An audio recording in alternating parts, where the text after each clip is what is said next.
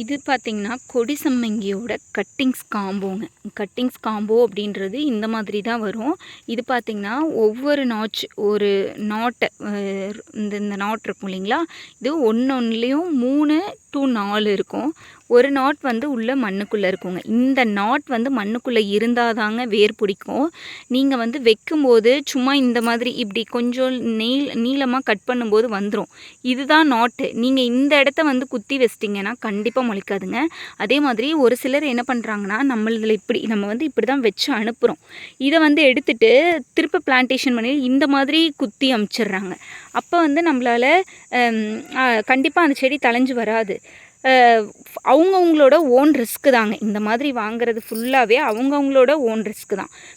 நிறைய பேர் வந்து கட்டிங்ஸ்லேயே நாங்கள் தலைய வச்சுக்கிறோம் கொடுங்கன்னு கேட்டனால தான் 150 ரூபிக்கு 10 கட்டிங்ஸ் வந்து நம்ம கொடுத்துட்ருக்கோங்க. ப்ளஸ் ஷிப்பிங் வரும். 10 கட்டிங்ஸ் கொடுத்துட்ருக்கோம். இது வந்து தழைஞ்சதுன்னா அப் டு 10மே தொலைஞ்சிரும். அப்படி இல்லைனாலும் 6 to 7 கண்டிப்பாக தலையும். இதில் வந்து நம்மக்கிட்ட இல்லைங்க அந்த ஒன்று கூட தலையவே இல்லை அப்படின்ட்டு அவங்கவுங்க தப்பு பண்ணிட்டா அது வந்து எப்படிங்க நம்ம பக்கம் தப்பாகும்? ஏன்னா கட்டிங்ஸுன்றது தளைஞ்சாதான் தலையும் அப்படின்றது தெரிஞ்சு தான் ஆர்டர் பண்ணுறாங்க.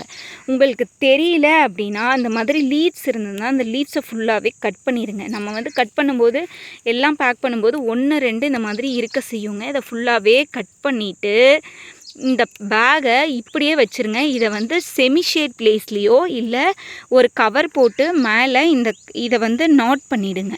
நீங்கள் உள்ளே தண்ணி கொடுத்துட்டிங்கன்னா வெட்டாக தான் இருக்கும். மேலே கவர் போட்டிங்கன்னா இந்த துளிர்லாம் இந்த மாதிரி நிறைய ஃப்ரெஷ்ஷாக புது துளிர் வர ஆரம்பிச்சிடும்.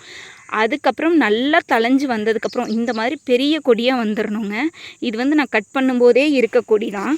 இந்த மாதிரி பெரிய கொடியாக வந்ததுக்கப்புறம் வந்து இதை என்ன பண்ணுங்கள், இந்த கவரையே கிழிச்சிட்டு இந்த மண்ணை செப்பரேட் பண்ணி இதுக்குள்ளே எத்தனை நாற்று தளைஞ்சிருக்கோ அந்த நாற்றை பிரித்து வைங்க.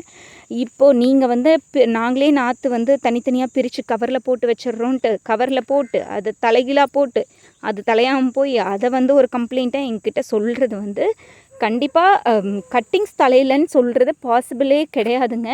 அதுவும் வந்து அவங்கவுங்களோட ஓன் ரிஸ்க்கு. நம்ம வந்து கட்டிங்ஸ் வாங்குகிறோன்னா நம்ம தலையை வச்சுக்கிறோன்ற கான்ஃபிடென்ட்டில் தான் நம்ம வாங்குகிறோம். அப்புறம் வந்து நம்ம வந்து செல்லர் மேலே குறை சொல்கிறதுக்கு வாய்ப்பே இல்லைங்க. கண்டிப்பாக நம்மக்கிட்ட கட்டிங்ஸ் அவைலபிளில் இருக்குது.